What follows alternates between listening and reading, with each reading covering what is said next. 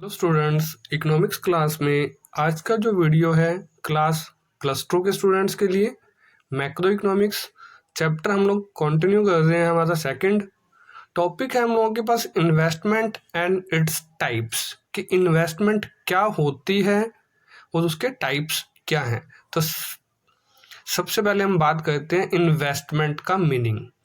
Investment means in net increase in capital stock, कि अगर during the year एक साल के दौरान अगर कैपिटल स्टॉक जितना भी बढ़ता है that is called investment.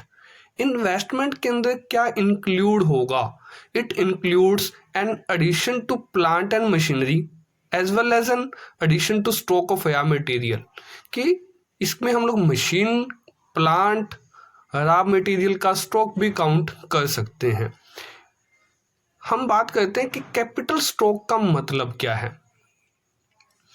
Capital stock में हम लोग काउंट कर सकते हैं मनी को भी और मशीन को भी। हमारे पास दो ऑप्शन है, मैं डिस्कस कर रहा हूं। मैं ए, अगर हम बात करें कि हम अपने घर में 1 लाख रुपया बचा के बैठे हुए हैं, सेविंग एट होम, कि मेरे पास घर में 1 लाख रुपया पड़ा है ओपनिंग ऑफ द ईयर, कि स्टार्टिंग में, ईयर के स्टार्ट में 1 लाख रुपया है। 2 महीने बाद भी वो 1 लाख रहेगा, 4 महीने के बाद भी वो 1 लाख ही रहेगा, वो बढ़ेगा नहीं। 6 महीने बाद भी बात करूं तो वो 1 लाख रुपया 1 लाख ही रहेगा, बढ़ेगा नहीं। कि अगर आप अपना पैसा सेविंग घर में लेके बैठे हुए हैं तो उसमें कोई भी इंक्रीज नहीं होने वाला। तो इसका मतलब जो पैसा आपके पास घर में पड़ा है 1 लाख रुपया, वो इन्वेस्टमेंट नहीं है। आपने एक स्टार्टिंग में एक मशीन खरीदी और उसको लाके घर में छोड़ दिया, उस मशीन का आप लोगों ने पूरा साल यूज नहीं किया, that is not a investment. कि आपने एक मशीन खरीदी, कैपिटल स्टॉक बढ़ गया, मतलब एक मशीन खरीदी और उसको लाके घर में रख दिया, वो इन्वेस्टमेंट है? नहीं, ऐसा नहीं है।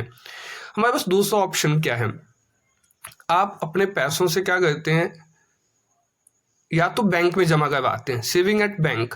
आपने कोई पैसा बैंक में जमा करवाया, उस जमा पैसे से आपको कुछ ना कुछ ब्याज मिलता जा रहा है। आप लोगों ने opening of the year starting में क्या किया, 1 लाख रुपया बैंक में जमा करवाया, at the end of the year bank ने आपको 1,05,000 रुपये दिए, तो 5,000 रुपये बढ़ गए, तो ये 1 लाख रुपया हमारे लिए क्या होगा, इन्वेस्टमेंट होगी। दूसरी बात करते हैं कि आप लोगों ने एक मशीन खरीदी स्टार्टिंग द ईयर, और उस मशीन का आप लोगों ने यूटिलाइज किया पूरा साल, किस लिए, चीजें बना के, गुड्स बना के बेचने के लिए। आप लोगों ने उस मशीन का यूटिलाइज किया, एक चीज बनाई 10 रुपए की, मार्केट में बेची 15 रुपए की, आप लोगों ने पूरा साल 50,000 रुपए का प्रॉफिट्स कमाया। तो जो पैसा आप लोगों ने उस मशीन पे लगाया स्टार्टिंग में 1 लाख रुपया, वो आपके लिए क्या होगा, इन्वेस्टमेंट। क्यों? क्योंकि मशीन पे पैसा लगाने से आप लोगों ने प्रॉफिट्स कमाया, आपका वो 1 लाख आज 1,50,000 रुपया हो गया है।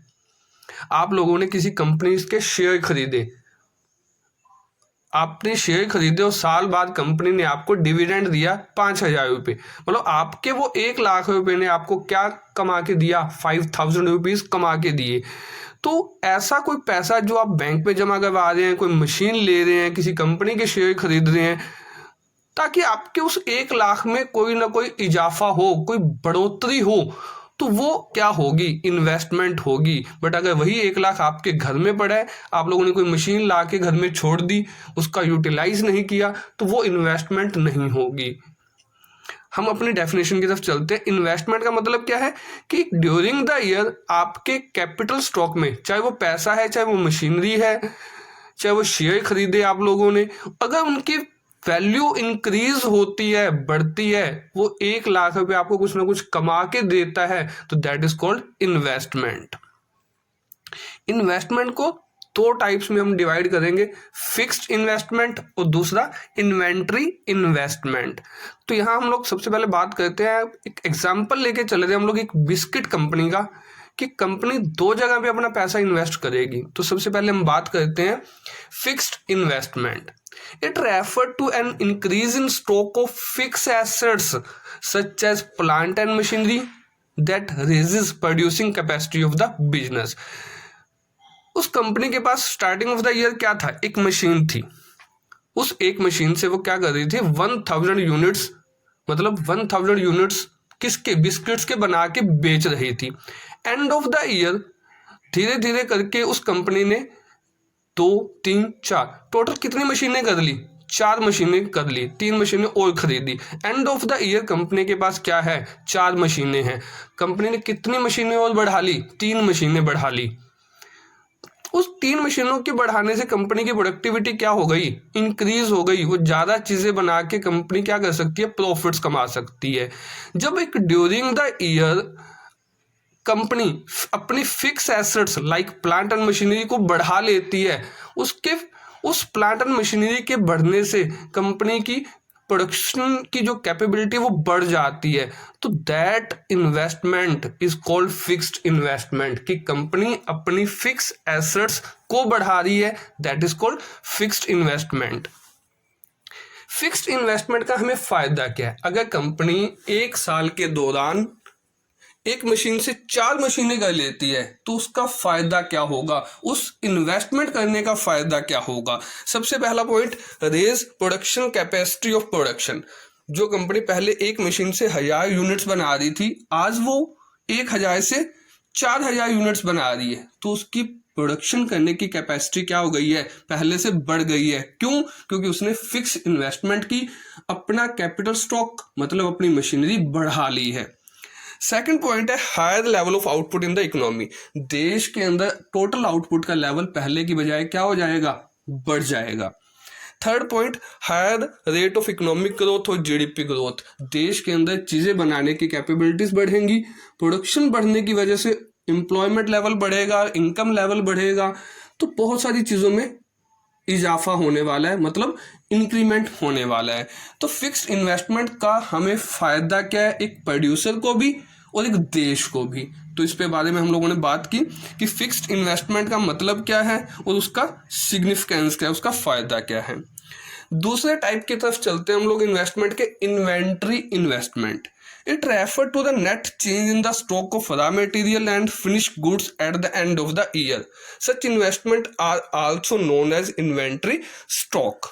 For biscuit company, sugar, wheat, dry fruits.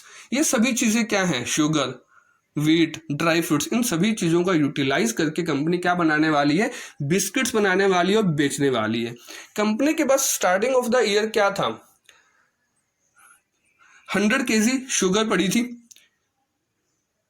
20 kg dry fruits पड़ा था और 100 kg व्हीट था। But end of the year company के पास आज स्टॉक के अंदर उसका रॉ मटेरियल पहले के बजाय दुगना हो गया है। Sugar, wheat 200 kg, dry fruits 50 kg हो गया है।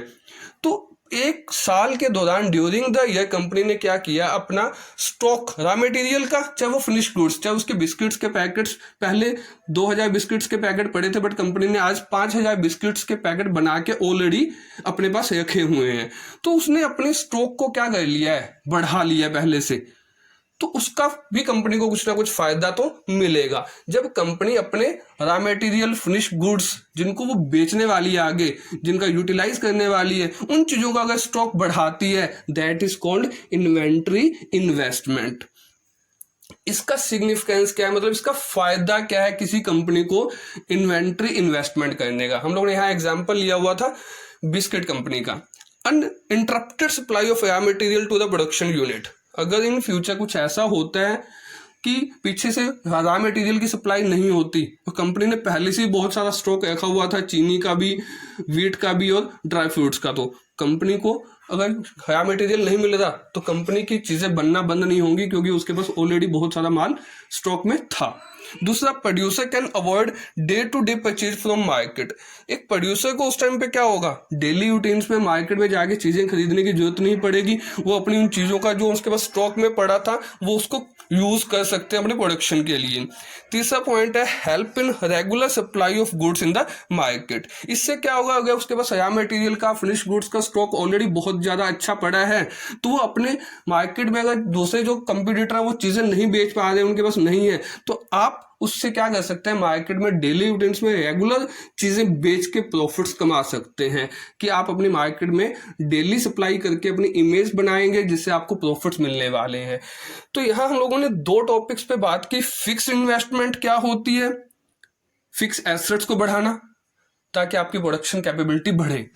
दूसरी इन्वेस्टमेंट थी हम लोगों के पास इन्वेंट्री इन्वेस्टमेंट, इससे आप रेगुलर सप्लाई करके प्रॉफिट्स कमा सकते हैं। तो यहां हम लोगों ने जाना कि इन्वेस्टमेंट क्या है, कैपिटल स्टॉक को बढ़ाना ड्यूरिंग द ईयर, चाहे वो मशीनरी है चाहे वो रॉ मटेरियल्स हैं। और उसके दो टाइप्स पे बात की, फिक्स इन्वेस्टमेंट और दूसरा इन्वेंट्री इन्वेस्टमेंट।